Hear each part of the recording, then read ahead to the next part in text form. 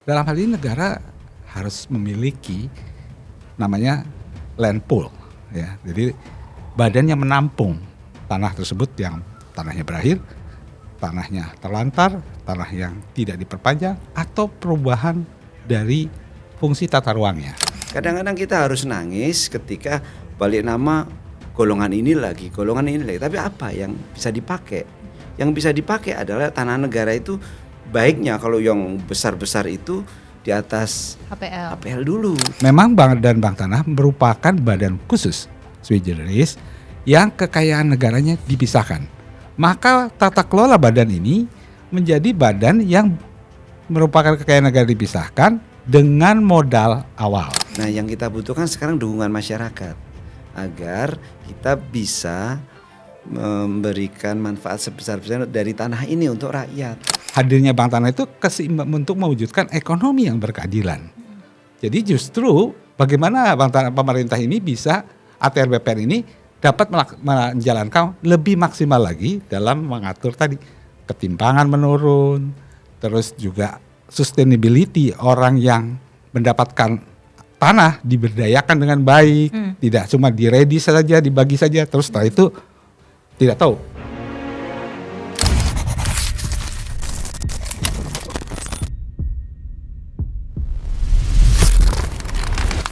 Halo pemirsa, menyusul Mahkamah Konstitusi beberapa waktu ke depan akan memutuskan uji materi atas sejumlah pasal terkait dengan Bank Tanah dalam Undang-Undang Cipta Kerja, maka Open Minded kali ini akan membahas mengenai Bank Tanah itu sendiri. Bank Tanah menggerus institusi lainkah atau justru melengkapi fungsi yang belum maksimal? Kita akan bahas dalam Open Minded kali ini bersama dua orang narasumber, Pak Dwi Budi Martono, staf ahli dari Menteri ATR BPN RI. Pak Budi, selamat malam. Malam. Lalu kemudian ada Pak Himawan Arif Sugoto, Senior Advisor dari Badan Bank Tanah. Pak Himawan, selamat malam. Selamat malam. Oke, ini sama-sama yang kabarnya akan saling menggerus dan digerus seperti itu. Merasa digeruskah Pak Budi oleh Bank Tanah ATR BPN? Sama sekali tidak, justru kita merasa punya tangan. Oh, punya tangan? Ya. Tangan kiri atau tangan kanan? Biasanya kalau tangan kanan malah baik-baik saja itu, kalau tangan kiri enggak? Jadi DNA kita itu regulator. Ya, kita perlu operator untuk melaksanakan apa yang diinginkan oleh regulator. Oke. Dan Pak Himawan, merasa menggeruskah? Biasanya menggerus nggak mau mengakui loh Pak Budi. Karena dulu saya masih saat di ATR, Bank Tanah ini dibentuk karena memang ada fungsi yang kurang dalam ATR BPN melaksanakan tugas, sehingga perlu tadi Pak Budi bilang ada tangan kanan, tangan kiri, fungsi regulator ada pada ATR BPN dan administrator, tapi sebagai operatornya tidak ada. Dan inilah salah satu mengapa digagas Bank Tanah itu untuk membantu peran negara, dalam hal ini Kementerian ATR BPN, mengelola sebagian tanah yang bisa dipakai untuk berbagai kepentingan. Oke. Itu hadirnya. Ya, Pak Himawan dulu sempat cukup lama ya di ATR BPN ya, di korporasi juga, di swasta juga, lalu kemudian di ATR BPN sebagai sekjen ATR BPN RI seperti itu. Menggagas Bank Tanah bersama dengan Pak Sofyan Djalil pada saat itu menterinya, begitu. Apa gerangan membuat akhirnya diperlukan adanya itu tadi yang disebut tangan kanan lah ya, istilahnya seperti itu gitu. Ya, jadi Undang-Undang Pokok Agraria tahun 1960 itu sebuah undang-undang yang sangat bagus. Namun kan seiring berjalannya waktu, dalam perjalanan waktu sudah mungkin 60 tahun lah ya kan itu ya, berjalan dalam kepentingan berbagai langkah yang ini ada beberapa hal perlu kita lihat secara de facto. Memang negara kita undang-undang yang ada memang perlu adanya penguatan. Nah, dalam hal ini contohnya seperti fungsi ATR BPN sebagai administrator yang diatur katakanlah dalam Undang-Undang Pokok Agraria. Ada hal tertentu yang memang peran sebagai operatornya atau sebagai land manajernya tidak ada. Sehingga begitu negara membutuhkan tanah, negara kesulitan menyiapkan tanahnya. Nah, lalu juga apabila negara dalam hal ini ingin bertindak baik untuk kepentingan pembangunan, kepentingan umum maupun kepentingan ekonomi dalam rangka meningkatkan lapangan kerja, menciptakan lapangan kerja untuk membuka peluang investasi. Sama juga untuk mengurangi atau rasio Gini ketimpangan yang begitu banyak dikuasai oleh korporasi. Nah, dalam hal ini negara harus memiliki namanya land pool, ya. Jadi badan yang menampung tanah tersebut yang tanahnya berakhir, tanahnya terlantar, tanah yang tidak diperpanjang, atau perubahan dari fungsi tata ruangnya. Nah, kalau perubahan dari fungsi tata ruangnya, maka perubahan dari perkebunan atau perubahan dari HGU menjadi HGB, itu capital gain-nya tidak boleh dinikmati oleh pemegang hak saja. Negara harus bisa mengatur. Nah, untuk itulah beberapa hadir Bank Tanah ini, siapa yang menampung? Kalau itu kasih tanahnya Kementerian ATR BPN, tidak mungkin akhirnya dilakukan pelepasan aset barang milik negara. Nah, ada kekosongan kalau saya menganggapnya kekosongan hukum. Sehingga dibentuklah Badan Bank Tanah ini untuk menjadi solusi intermediary dari tanah yang peran ATR BPN sehingga punya sebagai operatornya. Oke, Nah, sebagai operator kata sebagai kuncinya. operator. Kalau saya mau kilas balik sedikit, sebenarnya fungsi ATR BPN RI ini adalah ATR BPN pengadaan, pengelolaan dan administrasi pertanahan ya Pak Budi ya. Ya. Sementara fungsi Bank Tanah sebagai badan istilahnya su generis ya, atau badan khusus itu fungsinya perencanaan, perolehan dan pengadaan tanah, pemanfaatan dan pendistribusian untuk kepentingan umum, sosial, pembangunan nasional, pemerataan ekonomi dan lain sebagainya. Berarti ini bisa dijelaskan tidak dari kacamata awam begitu? Apakah ini bagaimana Anda bisa mengatakan bahwa ini bukan bentuk kegagalan dari ATR BPN dengan munculnya Bank Tanah ini? Saya akan contohkan 2 saja dari banyak, Mbak. Ya, yang pertama dari sisi administratif, ATR BPN itu bekerja dalam koridor DIPA namanya. Ya, DIPA itu anggaran lah ya.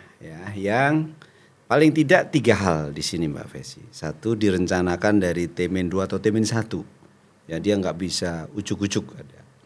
Yang kedua, dia pasti terbatas anggarannya, ada pagu. Dan yang ketiga, ketika itu ada semua DIPA-nya, anggarannya ada, pelaksanaannya harus sesuai dengan ketentuan pengadaan barang dan jasa pemerintah. Nah, untuk menyelesaikan masalah-masalah pertanahan yang banyak sekali dan urgent biasanya, itu tidak mudah Mbak. Nggak bisa kita misalnya menyelesaikan permasalahan untuk diberikan kerohiman, kita berikan DIPA di dalam anggaran kita. Nggak bisa Mbak. Dalam pengalaman saya selama hampir 30 tahun ini Mbak, kita sebenarnya tahu permasalahan-permasalahan yang kita hadapi dan kita petakan. Tapi ketika mau implementasi, kita nggak ada anggaran. Itu banyak sekali Mbak, itu salah satu contoh. Ada contoh nggak konkretnya di mana begitu, misalnya di perkotaan di mana ataupun di pedesaan di mana, bagaimana untuk merimain aja masyarakat? Misalnya di urban di Jakarta Mbak. Di Jakarta saya pernah jadi Kakanwil di situ. 11% dari Jakarta sudah kita petakan kumuh. Ya. Yaitu dia itu legal versus legitimate Mbak. Legalnya tercatat sebagai aset, apakah badan hukum atau pemerintah, apakah itu Pertamina atau itu KAI atau itu Pemda atau itu TNI, namun secara legitimate bertahun-tahun sudah dihuni oleh masyarakat kita. Nah, di situ tidak mungkin DIPA kita mampu menyelesaikan itu. Kami mampu untuk memetakan, tapi ketika melaksanakan penyelesaian permasalahannya, kita tidak akan mungkin cukup dari sisi itu Mbak. Pun kalau misalnya cukup, akhirnya kemudian kalau diperuntukkan tidak sebagaimana mestinya bisa kena penyelewengan anggaran dong. Betul, ya? Betul. Jadi itu kan tercatat sebagai aset. Kalaulah dibeli, masa beli asetnya sendiri. Nah itu juga ini. Atau dilepas misalnya.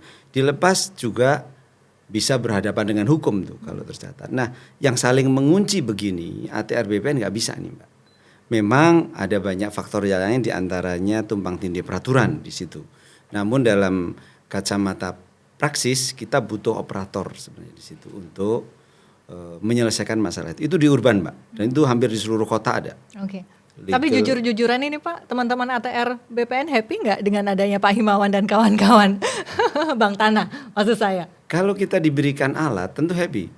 Oh, jadi ini tools ya, toolsnya ATR tools. BPN Jadi, agar sebagai regulator lebih maksimal seperti itu ya. Sebagai regulator lebih maksimal.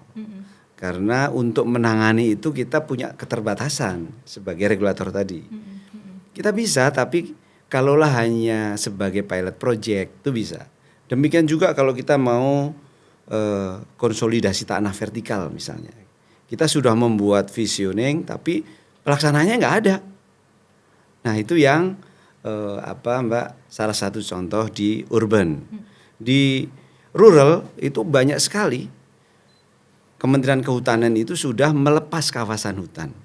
Demikian juga ada HGU yang sudah berakhir. Nah, di situ tidak ada tangan-tangan cukup bagi kami untuk mengelola. Tidak bisa kami bisa bekerja sama dengan pihak ketiga untuk mengelola itu, Mbak. Akhirnya, Mbak Fesi bisa bayangkan nih, kalau ada tanah nganggur. Tak bertuan. Nah, itu konflik banyak terjadi karena itu, Mbak.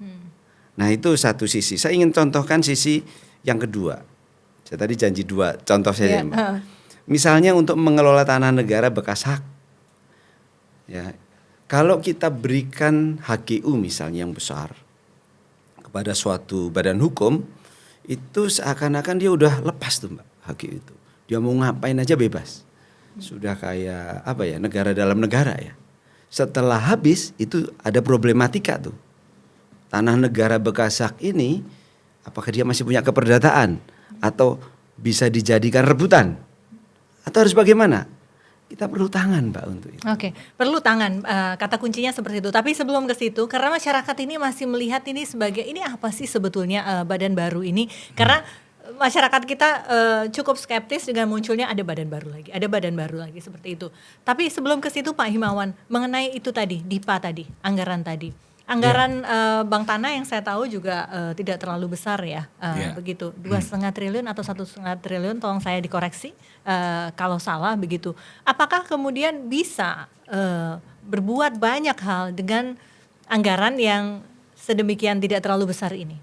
Oke. Untuk Makasih. ukuran badan ya, tolong nanti netizen jangan salah interpretasi untuk ukuran badan ini. Untuk sebuah ukuran badan. Untuk ukuran badan dalam skala nasional ya. Dalam skala nasional. Baik. Ya. Tadi Pak Budi telah menyampaikan bahwa ya kebetulan saya pernah di ATR.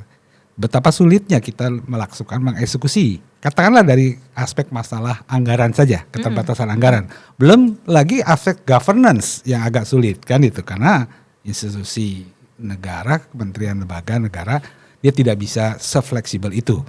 Dianggarkannya pun 1 tahun sebelumnya, kan begitu. Nah, tadi Mbak Fesi mengatakan, apakah memang cukup dengan anggaran seperti itu? Ingat bahwa Badan Bank Tanah dibentuk ya bukan sebagai seperti halnya unit pelayanan pemerintah yang pembentukan LPNK ya atau kementerian saja ya yang berdasarkan DIPA. Tidak. Memang Badan Bank Tanah merupakan badan khusus sui generis yang kekayaan negaranya dipisahkan. Maka tata kelola badan ini menjadi badan yang merupakan kekayaan negara dipisahkan dengan modal awal. Nah, modal awalnya memang 2,5 triliun, baru diselesaikan mungkin 1,5 triliun ya, gitu dan sebagainya. Lalu apakah cukup dengan menyelesaikan tadi Pak Budi? Jadi ini bentuknya bukan anggaran tapi modal awal. Jadi penyertaan modal negara. Iya. Mirip BUMN. Mirip BUMN. Jadi tata kelolanya pun seperti badan usaha milik negara. Hanya kalau BUMN yang punya satu menteri BUMN, yang ini presiden tapi diwakili oleh komite Bank Tanah, yaitu ada 3 menteri. Menteri ATR selaku ketua komite, menteri keuangan, dan menteri PU. Dan dulu PUPR, sekarang PU dan dipecah, ada perumahan rakyatnya juga. Nah, dengan 1,5 triliun ini Bank Tanah itu boleh memperoleh tadi, makanya tadi ada fungsi publiknya, ada fungsi private. Sehingga untuk mendapatkan pendapatan maka dia bisa menjalankan fungsi private-nya. Jadi organ Bank Tanah 3 ya, ada komite, ada badan komite, pengawas, jadi ada gini, badan pelaksana. sebenarnya Badan Bank Tanah kan di bawah Badan Bank Tanah itu dipimpin oleh komite. Oleh komite Bank Tanah, tapi di bawah presiden langsung, karena kan menteri ya.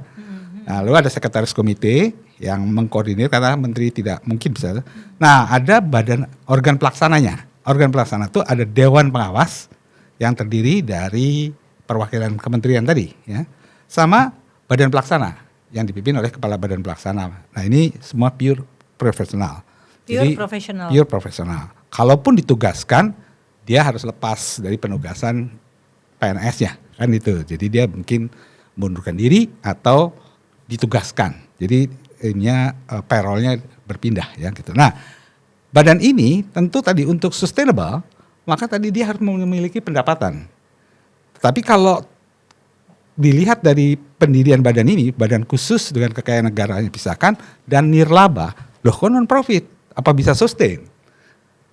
Non profit itu tidak berarti surplusnya itu tidak boleh. Surplus ada, tapi surplus bisa untuk sustainability, untuk membeli tanah, untuk memperbesar, untuk mengembangkan kawasan, kan itu. Sehingga secara tadi kemampuan finansialnya lama-kelamaan akan lebih membaik. Sehingga bisa menyelesaikan yang tadinya mungkin cuma 1 case, 2 case. Lama-kelamaan dia kemampuan finansialnya baik, dia bisa menyelesaikan yang tadi, yang Pak Budi bilang. Kalau instansi pemerintah tersebut tidak bisa menyelesaikan problem-problem itu, sebenarnya bisa diserahkan ke Bank Tanah. Oke, jadi kita sebut apa Bank Tanah ini? Kalau teman-teman mungkin yang melihat belum terlalu paham dengan sui generis. Saya aja orang hukum mau bicara sui generis ya, bukan generalis begitu. Masih terbata-bata begitu Pak Himawan. Tapi pertanyaan saya simpel aja begitu. Bank Tanah dikategorikan sebagai BUMN kah? Sebagai korporasi kah? Begitu dan yang namanya tanah ini di Bank Tanah itu aset kah atau bentuknya seperti apa?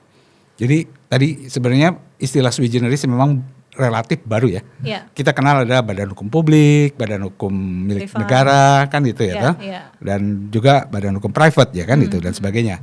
Nah, badan hukum sebenarnya yang sui generis itu badan hukum yang khusus ya, yang sebenarnya self regulatory organization. Contohnya apa sih Pak selain Bank Tanah? Banyak. Yang kita miliki. Contoh saja kayak BI. BI kan juga sui generis. Dia memiliki kewenangan istilahnya tuh dapat mengatur dirinya sendiri. Gitu. Nah, makanya peraturan kepala badan dapat mengatur berapa tarif, berapa apa. Tapi regulasi strategik harus komite. Tapi operasional dia bisa melakukan sendiri, nggak harus tunggu permen, Nah, dalam hal melaksanakan tadi pembebasan tanah, harga tanahnya naik.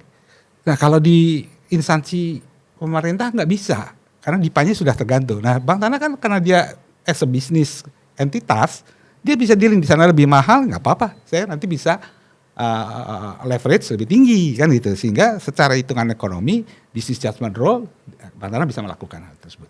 Jadi badan yang memang tata kelolanya seperti korporasi, tapi dia memiliki tadi secara undang-undang harus menjalankan yang afirmasi. Yaitu tadi untuk program reforma, untuk perumahan murah, untuk pemerataan ekonomi, untuk program sosial, itu boleh tidak berbayar. Nah, itulah yang sebenarnya hadirnya Bank Tanah itu untuk mewujudkan ekonomi yang berkeadilan. Jadi justru bagaimana Bank Tanah pemerintah ini bisa, ATR BPN ini dapat menjalankan lebih maksimal lagi dalam mengatur tadi ketimpangan menurun, terus juga sustainability orang yang mendapatkan tanah diberdayakan dengan baik, tidak cuma diredi saja, dibagi saja, terus setelah itu tidak tahu jalannya seperti apa. Nah itu juga. Lalu juga contoh ya, betapa sulitnya sebuah program pembangunan dalam pengadaan tanah. Itu takes time. Contoh yang paling sederhana, bandara VVIP untuk IKN, cukup dalam sebuah perpres tanah tersebut tersedia dan langsung dibangun. Nah, itu dia. Itu salah satu kecepatan. Jadi negara memang butuh adanya land bank. Kalau yang cepat-cepat kayak 1 hari 1 malam kemudian menjadi kenyataan itu masyarakat malah justru lebih nggak percaya Pak Himawan. Seperti itu. Bapak-bapak sekalian tolong jelaskan kepada saya dan juga pemirsa Open Minded. Jadi nanti mekanismenya seperti apa sih? Tanah yang sudah dibebani hak oleh ATR BPN lalu kemudian terswitch ke menjadi inventory ya istilahnya, bukan aset dari Bank Tanah, itu seperti apa? Mungkin yang dari ATR BPN dulu Pak Budi. Jadi gini Mbak, salah satu tujuan utama yang kita bebankan ke tangan kita Bank Tanah di regulasi kita itu kalau bahasa ini jangan sampai ada tanah mangkrak, Jangan sampai ada tanah mangkrak. terutama di tanah negara. Ya, kita sama-sama tahu banyak sekali tanah mangkrak baik di urban maupun di rural. Ya, nah kita juga kasih kebebasan di sui generis tadi untuk Badan Bank Tanah bekerja sama dengan siapapun pihak ketiga, karena anggaran yang ada memang tidak mencukupi untuk melakukan perannya. Tapi peran yang sangat besar seperti yang dikemukakan Pak Himawan itu hanya sebagian. Di antaranya juga yang akan kita bebankan adalah untuk menjaga nilai tanah. Kita sama-sama tahu sekarang nilai tanah itu kan amazing. Kayak nggak ada yang ngatur ya Mbak ya. Oke, Nah, pasar bebas. Pasar bebas dan itu hanya seperti apa ya? Ada kompetisi yang apa ya? Yang ATR BPN atau regulator tidak bisa masuk ke dalamnya. Tidak bisa masuk. Negara nggak bisa masuk Dan ke kita hampir dalamnya. nggak bisa berpihak kepada siapa begitu. Kadang-kadang kita harus nangis ketika balik nama golongan ini lagi. Tapi apa yang bisa dipakai? Yang bisa dipakai adalah tanah negara itu baiknya kalau yang besar-besar itu di atas HPL dulu supaya kita bisa ngatur nantinya. Ini belum apa-apa banyak pihak menjadi ketakutan termasuk juga korporasi. Udah enak-enak dikasih SHGU, SHGB puluhan tahun begitu ya. Jadi kesannya nanti dicabut, dikasih HPL belum tentu juga nanti dikembalikan HGB sama HGU-nya. Gimana tuh Pak? Dan itu lepas, negara nggak bisa apapun kan. Tapi kalau di atas HPL itu kita masih ada ikatan ya yang bisa kita untuk pengawasan, pengendalian itu masih bisa. Nah kita minta tangan, kita ciptakan tangan Bank Tanah. Berapa tahun lagi sih HGU habis? Berapa tahun ini sudah habis? Berdayakan atau ditanam itu berapa hektar dari yang kita berikan? Itu tangan kita nggak cukup tuh Mbak untuk mengawasi itu semua dalam praktik ya. Walaupun seharusnya kan itu tugas negara ya, tetapi kita perlu tangan Mbak agar ini lebih profesional. Oke, ya. Jadi semuanya nanti akan bukan dibebankan, maksudnya akan ada landasannya, alasnya itu adalah HPL. Untuk tanah negara ya? Untuk tanah negara. Untuk tanah-tanah lain yang kemudian akan masuk dalam inventory Bank Tanah bagaimana? Ya itu Mbak, jadi misalnya tanah negara kita besar sekali Mbak ya. Yang saya sebut sebagai tanah negara ini hanya sebatas misalnya tanah negara bekas hak, bekas HGU, kemudian tanah negara kawasan hutan. Berarti tanah bekas hak, tanah terlantar, pelepasan tanah terlantar. Hutan. Siapa itu yang mau ini? Banyak sekali Mbak. Dan itu mangkrak. Dan itu malah menjadi sumber-sumber konflik. Nah, kalau kita ada tangan untuk melaksanakan itu, kita buat regulasinya, itu kita bisa berharap bahwa negara kita akan makin baik. Pak Himawan udah senyum-senyum nih, berarti nggak ada tuh Pak yang namanya ATR BPN katanya nggak rela gitu ya melepaskan salah satu haknya, atau mungkin belum ada ya hak yang tersebut kepada Bank Tanah seperti itu. Tapi sebelum itu Pak Himawan, tapi informasinya penambahan HPL yang kemudian dikelola oleh Bank Tanah dikasih apa haknya di atasnya itu sejak zamannya beberapa menteri yang lalu tidak kunjung bertambah itu Pak. Dari ATR BPN bagaimana tuh Pak? Gitu. Jadi ada keengganan ATR BPN, seharusnya bukan saya nih yang bicara, Pak Himawan. Benar nggak Pak Himawan? Ada keengganan nggak ATR BPN untuk menambah dan memberikan HPL itu? Karena kan sebenarnya jangan salah mengerti, HPL atau kemudian pemberian hak tetap di tangan saudara tua ATR BPN begitu ya. Baru terus kemudian dikelola oleh Bank Tanah. Ya. Ada berapa banyak sih Pak yang sudah ada di kantong saat ini sudah seluruhnya 35.000 hektar. Untuk sebuah negara sangat kecil, ya kan? Dari berapa? Kita punya mungkin 175 juta hektar tanah di Indonesia, ya kan itu. Ini banyak 35.000 diperoleh. Jadi perolehan tanah itu di Bank Tanah itu ada dua rezim. Rezim penetapan pemerintah dari tadi tanah yang terlantar berakhir haknya, yang pelepasan kawasan hutan, dan juga perubahan karena tata ruang. Jadi itu sifatnya penetapan pemerintah. Pemerintah siapa? ATR BPN. Seharusnya ATR BPN nggak merasa itu, karena kalau itu demi kepentingan menjaga tadi apa yang Pak Budi sampaikan agar konflik itu bisa tidak lebih banyak dan lebih bisa dikendalikan, maka dimulai dengan penetapan tanah pemerintah itu sudah terkumpul 35.000. Ya. Yang kedua, Bank Tanah sebagai entitas yang tadi punya modal dan tadi saya berkata kekayaan negara dipisahkan. Mbak Fesi tanya, tanahnya dalam bentuk apa? Dalam sisi ibaratnya aset kah atau aset apa? Nah, saya perlu menjelaskan lagi, Bank Tanah ini karena entitas badan hukum khusus ya, maka dia tanahnya ditreatment sebagai inventory, sebagai persediaan. Jadi bisa menyelesaikan konflik dan bermasalah dan bisa dikerjasamakan dengan pihak ketiga dalam menyelesaikan itu.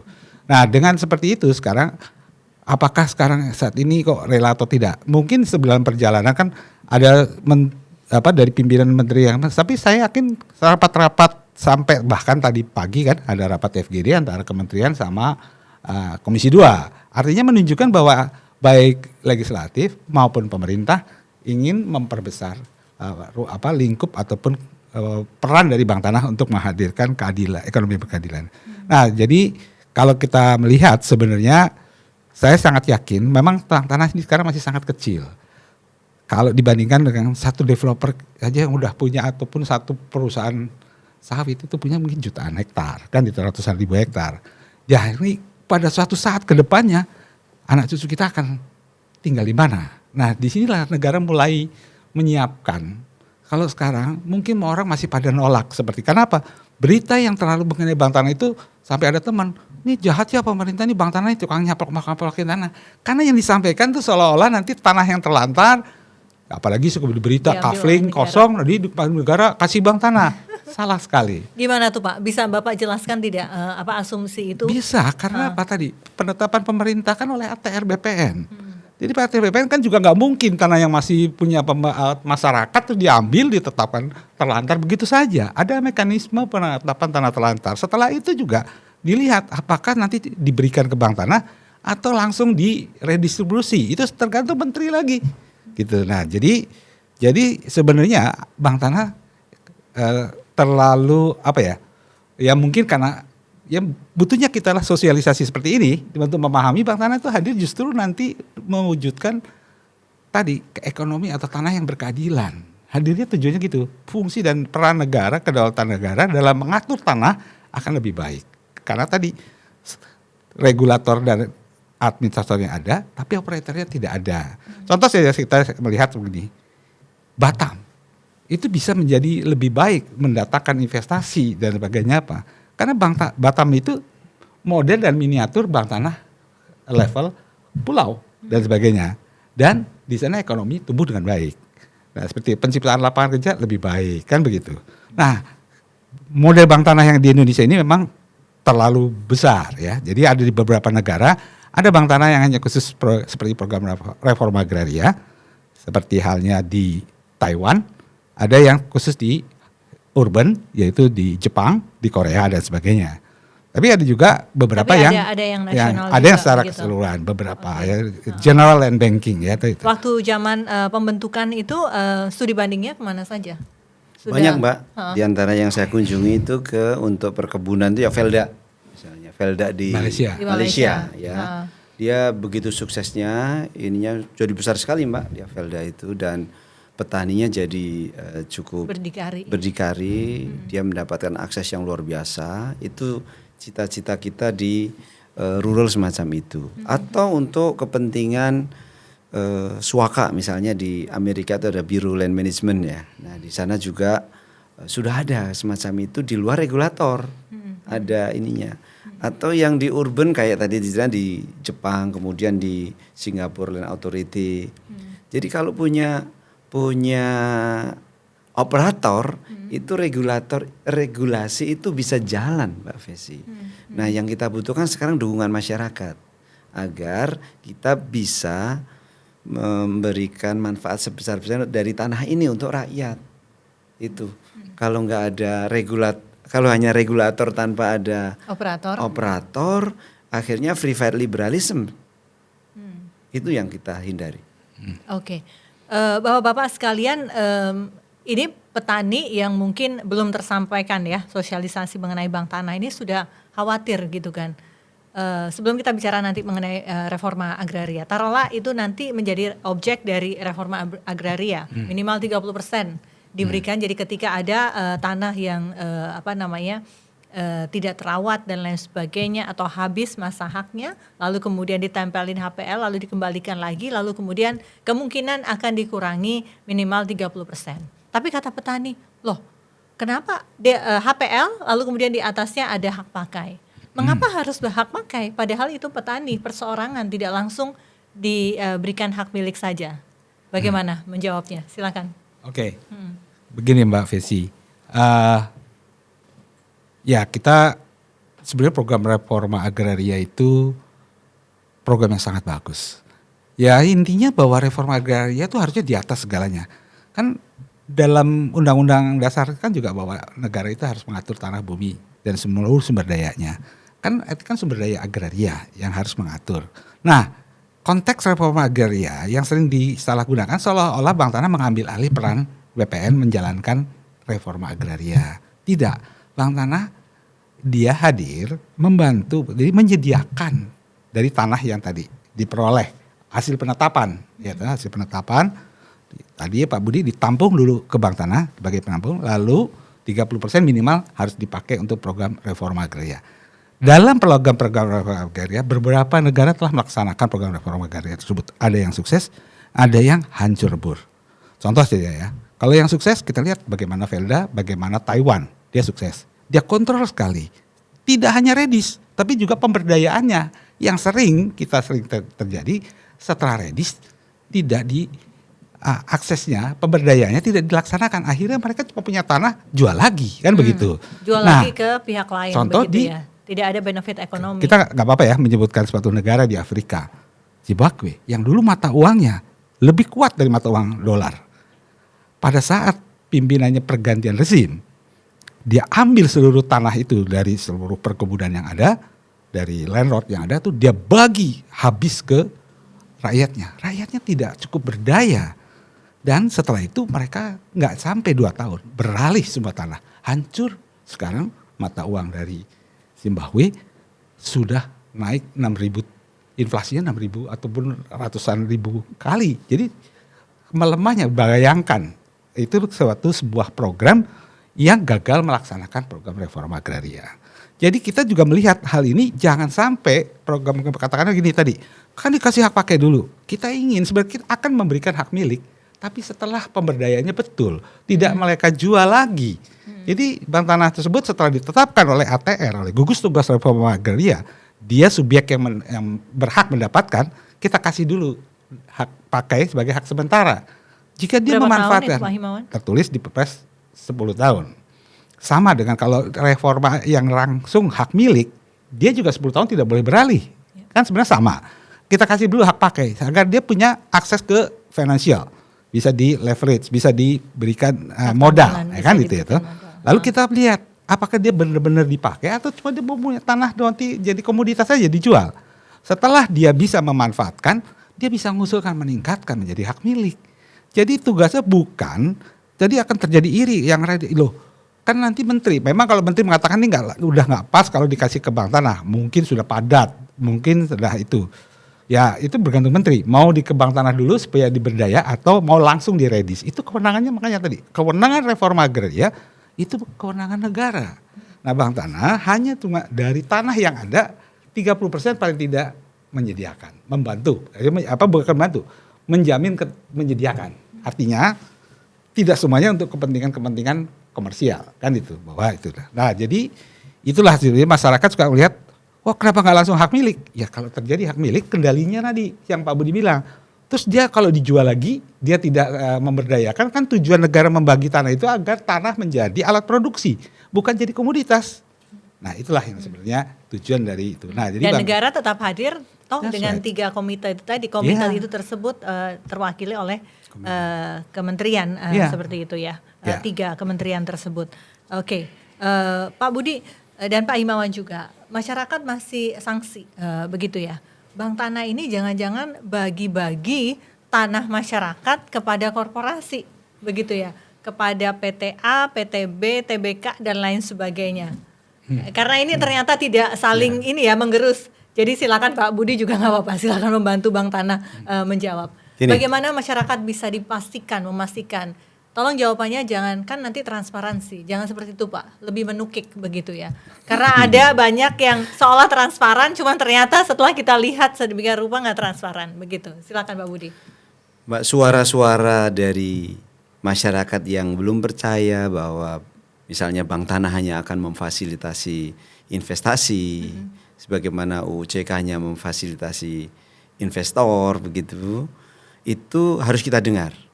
Ya, harus kita dengar, dan bisa jadi tata kelola Bank Tanah juga harus kita benahi. Tapi ide yang tadi, ide yang bagaimana kita membutuhkan operator, itu harus terlaksana, Mbak. Reforma agraria harus tetap di kita. Ya, tapi mengelola tanah negara yang sedemikian banyak, kita perlu tangan, itu harus terjadi. Usia Bank Tanah baru 5 tahun. Juga modal yang diberikan pemerintah juga baru 1,5 triliun, sangat kecil bila dibandingkan dengan negara kita, atau tanah yang harus diatur itu sangat-sangat kecil. Nah, mungkin pelaksanaannya perlu kita evaluasi lagi nih, agar tidak terkesan hanya untuk investasi masyarakat seakan-akan dirampas. Ini akan kita pelajari lagi, kita semacam audit lah ya Mbak Fesi ya. Benar nggak ini pelaksanaan selama ini, dan ke depan harus sebagaimana yang kita cita-citakan tadi Mbak Fesi. Kalau yang dicita-citakan reforma agraria tetap menempel di Badan Bank Tanah, Pak Himawan. Amanah undang-undang yang Cipta Kerja ya, yang telah berubah jadi di undang-undang akibat dari putusan MK juga ya, kita merevisi kembali. Itu di situ bahwa reforma agraria memang Bank Tanah itu dari 6 kepentingan, dia harus juga menjamin ketersediaan tanah untuk kepentingan reforma agraria. Jadi bukan melaksanakan program reforma agrarianya. Program reforma agrarianya ditetapkan oleh ya negara. Ya dalam hal ini kan ada perpresnya, yaitu perpres yang dimana Menteri ATR sebagai ketua gugus tugas reforma agraria. Lalu di bawahnya nanti ada Pemda dan sebagainya. Nah, dalam hal ini, jadi Bank Tanah di sini memang berfungsi karena dibentuk oleh ATR BPN, kan ATR BPN punya banyak program. Contohnya pengadaan tanah biar lebih cepat apa. Nah, Bank Tanah punya contoh program reforma agraria biar pemberdayaannya antara redistribusi aset sama pemberdayaannya sehingga dia dapat sustainable. Ya mungkin dia menaruh itu ke Bank Tanah ya, atau menugaskan Bank Tanah kamu jalankan sehingga itu menjadi tadi masyarakat yang mendapatkan tanah tersebut dapat pemberdayaan ekonominya benar-benar bisa berjalan. Jadi user dari Bank Tanah ini nggak ansih korporasi ya, tapi lebih heavy-nya mungkin ke negara, ke Pemda. Jadi begini nih, semua sudah pernah ada yang dapat. Ya, Kementerian Perhubungan pada saat mau membangun bandara VVIP di IKN, kita serahkan untuk bandara. Lalu juga beberapa instansi TNI atau apa dan juga diserahkan. Pemda yang meminta diserahkan. Lalu juga adalah yang di lahan yang memang cocok untuk perkebunan, cocok untuk perumahan. Ya, kita membangun sesuai dengan tadi fit for purpose. Jadi sebuah kebutuhan yang dianalisis oleh, nah kalau tidak berarti dalam satu lokasi harus ada reformanya, harus ada perumahannya, enggak. Dalam seluruh portofolio tanah yang dimiliki oleh Bank Tanah menentukan minimal 30%, mungkin di kawasan ini 100% reforma. Mungkin di sini tidak ada reformanya. Kalau dia di perkotaan katakanlah gitu, bikin perumahan murah kan begitu. Nah itulah sebenarnya governance yang nanti akan diawasi oleh Dewan Pengawas, oleh komite jalannya Badan Bank Tanah tersebut. Iya, maka itu transparansinya di situ ya, ada Dewan Pengawas, lalu kemudian ada komite yang beranggotakan 3 kementerian seperti itu. Pak Himawan, bagaimana jika, ini menjawab lagi nih, harus dijawab lagi, bagaimana jika kemudian tanah HPL yang dikelola Bank Tanah, lalu kemudian ada HGU atau HGB di atasnya, kemudian berkonflik? Begitu, atau kemudian yang diberikan misalnya korporasi begitu ya, setelah dikurangi untuk reforma agraria, lalu perusahaannya pilot. Oke. Apakah negara akan kehilangan tanahnya? Dengan adanya tadi, karena tanah Bank Tanah tersebut tadi Pak Budi mengatakan diberikan HPL, maka si pihak ketiga adalah perjanjian pemanfaatan tanah, diberikan hak atas tanah di atasnya. Sifatnya perjanjian pemanfaatan. Jadi ya HGB atau HGU atau hak pakai itu diberikan apabila dia sesuai dengan proposal melaksanakannya. Jadi kalau dia tidak dan dia tidak prestasi, pemegang HPR dapat mencabut dan membatalkan perjanjian tersebut, mengatur kembali, dan negara bisa atau ATR bisa mengatakan serahkan aja itu untuk kepentingan yang lebih besar kan itu. Atau kita tawarkan karena dia sudah tidak udawan prestasi, ya mungkin ada instansi lain yang membutuhkan. Jadi dalam hal ini negara tidak hilang kendali. Contoh kayak tadi Pak Budi bilang, begitu diberikan HGU atau apa di atas tanah negara, pada saat dia selesai konflik keperdataannya masih bagaimana? Kalau tidak kembali kepada Bank Tanah, mau dilanjutkan seperti apa? Makanya Bank Tanah tersebut kalau dilihat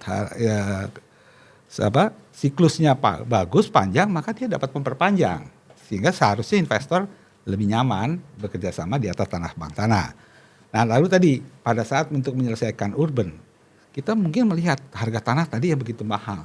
Lalu bagaimana kita nggak pernah bisa bangun rusun murah atau apartemen murah di sebuah perkotaan? Karena semua tanah dilepas dalam market mechanism. Bank Tanah bisa hadir. Katakanlah salah satu tanah instansi yang lain diserahkan, dihibahkan ke Bank Tanah, tapi dia tidak perlu harus mencas tanahnya harga mahal. Dengan catatan rumah di atasnya harus murah dan hanya untuk masyarakat penghasilan rendah. Itulah hadirnya negara. Dan itu tidak bisa diserahkan ke korporasi swasta. Ya, dan tidak bisa diserahkan kepada regulator. Tidak bisa, karena menjadi aset negara. Kalau ini kan aset persediaan dari Bank Tanah. Sebelum saya ke Pak Budi lagi, masyarakat ini masih confused melihat Bank Tanah ini, land banking management, apakah mirip dengan Danantara Asset Management begitu? Atau mirip dengan beberapa badan-badan yang lainnya, Pak Himawan? Ya. Dan antara aset manajemen ya mungkin tadi ya harusnya sih sebenarnya kolaborasi dan antara dengan Bank Tanah itu sangat bagus, karena Bank Tanah kan didirikan untuk tadi menjadi intermediary, dia menghimpun tanah-tanah dan juga membeli tanah-tanah untuk kepentingan, salah satu kepentingannya memang tadi dalam rangka menciptakan lapangan kerja, pertumbuhan ekonomi kan gitu. Nah tentu harusnya Danantara kan bersifat investasi gitu ya, boleh saja dua-duanya berjalan masing-masing, tapi pada suatu saat saya berharap ini menjadi bagian yang katakanlah gitu. Mungkin kan kalau BUMN atau Danantara setiap perolehan 1 meter aja itu merupakan penyertaan modal negara. Sementara Bank Tanah mau 1.000 hektar, berapa hektar selama tanah tersebut bukan tanah aset negara, dapat cukup menatui penetapan menteri tanpa harus tadi, karena apa? Kecuali tanahnya itu tadi instansi pemerintah yang diserahkan ke Bank Tanah, itu perlu PP. Tapi kalau Danantara harus, jadi setiap dan treatment aset di dalam Danantara juga macam-macam, ada inventory tanah, ada juga persediaan kan gitu. Nah, atau aset ya, aset atau itu. Nah kalau di Bank Tanah clear, semua tanah adalah inventory. Jadi sangat itu lebih akan mudah. mempermudah pergerakannya. Betul. Tidak harus ada keputusan rapat umum pemegang saham Ya, atau ya. rapat umum komite dan lain sebagainya seperti itu kan. Secara rencana disampaikan, tetapi pelaksanaannya itu katakanlah kepala badan dan deputi dapat melaksanakan. Oke. Pak Budi, kabar-kabarnya kan di tahun 2027, 2028 akan ada kodifikasi atau omnibus atau kemudian perbaikan lah sejumlah aturan-aturan yang akhirnya menjadi tumpang tindih dan lain sebagainya terkait pertanahan modern di Indonesia. Dengan munculnya Bank Tanah ini, apakah akan lebih efektif atau justru sebaliknya? Badan baru, biasanya budget baru dan lain sebagainya. Ya, dari Prolegnas 2025-2029 yang terkait dengan ATR BPN ada 3 RUU Mbak. 1 RUU Pertanahan untuk mengatasi tumpang tindih aturan-aturan di bidang pengelolaan pertanahan dan sumber daya agraria, dan kemudian ada tata ruang, serta ada revisi UUPA. 3 itu tercantum di dalam Prolegnas yang merupakan inisiatif DPR dan DPD. Nah, nanti tentu pembicaraan dengan pemerintah kita akan memasukkan juga peran Bank Tanah, ya.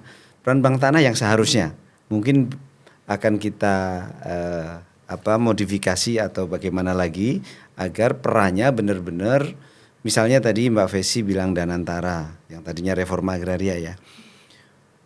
Kan everything happen on earth ya Mbak ya.